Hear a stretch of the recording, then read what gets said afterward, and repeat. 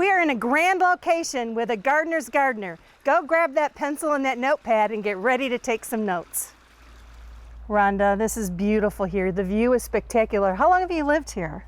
17 years. And you've been gardening all 17 years? Oh, yes. Never ending? Never ending, never will. It's a passion, and the plants have taught me everything. They'll say, no, I don't want to be here. I want to be somewhere else. And so, why do you have all your parsley here? What kind of garden is this? What's your theme? Okay, my theme here is a butterfly garden. I have tropical milkweed. I have Florence fennel, the triple curled leaf parsley. I have a little bit of dill. I have the monarda and yarrow, and all these are perfect for the butterflies. It gives them their own special habitat. Why did you do the parsley? The black swallowtail butterflies love to lay their eggs on the parsley. And I see a beautiful blue-green herb. It's rue, and it's grown a lot for the flowers, but it's also a dangerous herb, isn't it? That's right. I don't even get near it. It's beautiful, and I love its placement, but if you have rue, you better put your gloves on and just stay away from it because it can give you an ugly rash. These are the oak leaf hydrangeas, and they start blooming early, and then it's about time, and I see now there's some shades of pink coming on, and it'll all gradually become pink blooms, and then in the fall more of a burnt orange. So it's absolutely beautiful. Sherry, where are you? I'm over here. Oh, I'm coming. I couldn't resist. I heard the water. I wanted to check it out, and it's magnificent. Oh. Everything, just absolutely everything. The babbling brook, the pond, the view. Well, You did great. thank you. It's hard to leave home. These are irises that bloom bright yellow, and they're so tall. And then I have apple mint all through, so after a rain, it's so refreshing, which I have to have layers of flowers that bloom all throughout the year. Japanese maple and yews and pines. So all through the year, in the winter, we still have color when everything else is faded. I just love how the maturity of your plantings have just kind of rolled and rambled together, and it's beautiful. The different chartreuses and the deep greens, I love it. I just love it. It's beautiful. Wow. So it's amazing. All right, I guess we can go back and look at the vegetables. I Okay. love the babbling brook though, and it's beautiful here. Oh, well, thank you. So glad to have you. All right, Rhonda, I see some vegetables here, and I love the paths that you put in. Why did you do that? Well, my husband, Mike, said, Rhonda, we need to create some paths so that therefore we won't trample everything.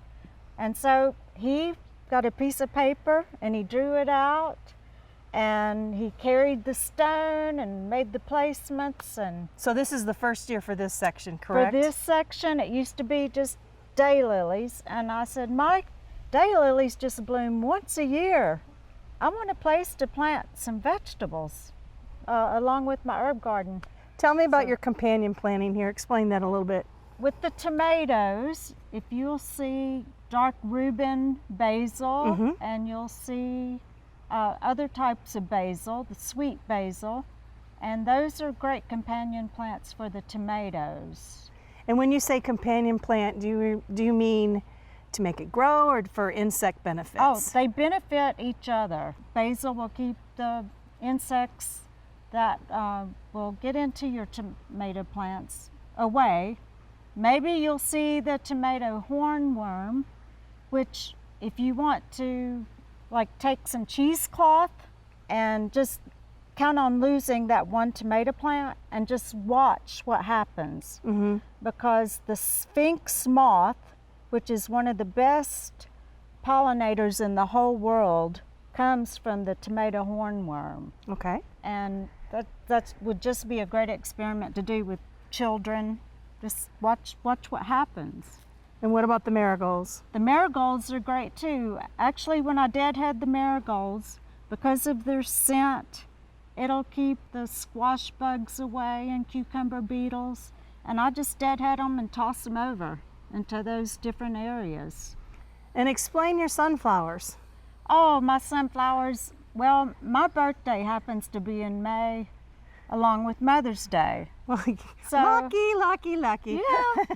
So my son, for Mother's Day, he started me a little bucket of sunflowers. So what you see is my gift, and every day I look out, think of my son. What a wonderful, He knew what his a mama, wonderful didn't he? gift. Yeah, Yes, he he knew knows you. his mama, and he's even into gardening now, which I It's didn't know if infectious. that would It's ever infectious. happen, Yep, but yep, it has. And onion chives, you can plant those anywhere in the garden. So are you self-taught in all this companion gardening? Yes, I am. Winter months you're reading, huh? Yes, I have a stack of books always by my bedside table, and it's always a course, a constant course for me, but I love it. And I noticed your lettuce hasn't bolted yet either. No, we had that for lunch today. but Yeah. it won't be long, and then that'll come up, and I'll feed that to my chickens. And I cannot believe that that is squash there. What did you do to make it so big? Well, we keep wondering, it's such a pretty plant. We hope there's going to be squash in there. I've peeked under, and the nasturtiums are under there, which if you look, those leaves are so healthy. There are no insect holes, so the squash borers are staying away. So I know that's working. And that's why you put the nasturtium there. Yes. There's squash blossoms under there, so I just keep looking. And another thing that's good is to plant radish and just let it go to seed, because the radish is a great companion plant to squash as well. Rhonda, I want to tell you thank you very much for sharing your home, your gardens, the view, the wonderful knowledge that you've shared with us on companion gardening, your knowledge of insects. Thank you so much. Oh, well, thank you for coming. I've enjoyed it so much, and I enjoy the Volunteer Gardener. I learned so much from your program. Well, we love people like you that let us come into their yards and enjoy the beauty. Come back anytime. Thank you. You're welcome. For inspiring garden tours, growing tips, and garden projects, visit our website at volunteergardener.org or on YouTube at the Volunteer Gardener channel, and like us on Facebook.